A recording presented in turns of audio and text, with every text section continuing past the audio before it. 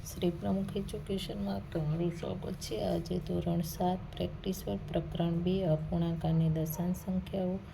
સ્વાધ્યાય 2.4 પ્રશ્ન બીજો દશાંશનો ઉપયોગ કરી લખો। તેનો દાખલો પહેલો 4 પૈસાને રૂપિયામાં। તો અહીંયા સૌ પ્રથમ તો આપણે કરીએ આપણે માટે 100 પૈસા બરાબર કેટલા થાય તો કે 1 રૂપિયા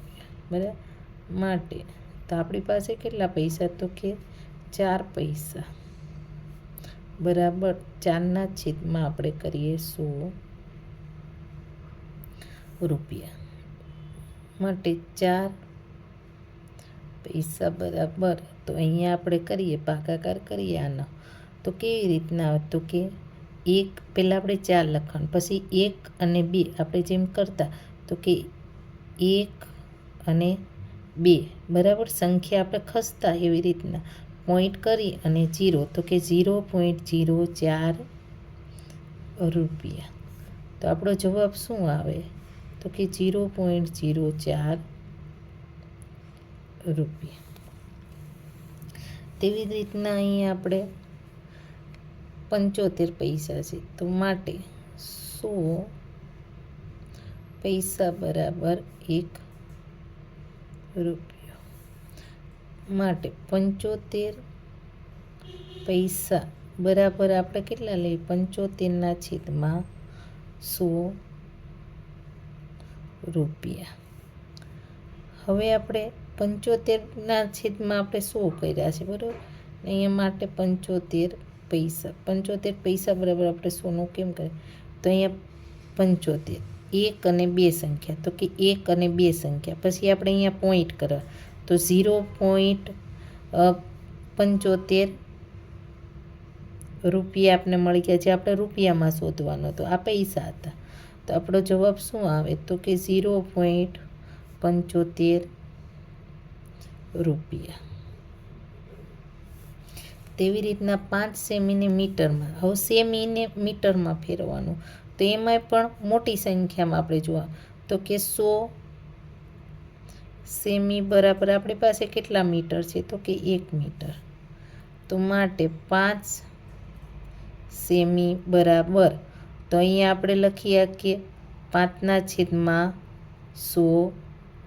મીટર માટે 5 સેમી બરાબર તો આપણે 5 લખી નાખીએ પછી 1 અને 2 તો 1 સંખ્યા 2 સંખ્યા પછી પોઈન્ટ મૂકવાનો ને 0 મીટર તો આપણો જવાબ 0.05 મીટર આવે। ખાલી આમાં મીટરને સેમીમાં એમાં ફેરવવાનો એટલે આપણે ખબર હોવી જોઈએ કે 1 મીટર બરાબર 100 સેમી થાય તો અહીંયા લખીએ 100 સેમી બરાબર 1 મીટર માટે 65 સેમી બરાબર 65ના છેદમાં 100 મીટર કરીએ માટે 65 સેમી બરાબર 1 અને 2 65 આપણે કરી નાખ્યા તો 1 અને 2 પોઈન્ટ કરી અને 0 તો 0.65 શું મળ્યું તો કે મીટર તો આપણો જવાબ 0.65 મીટર મળે બરાબર।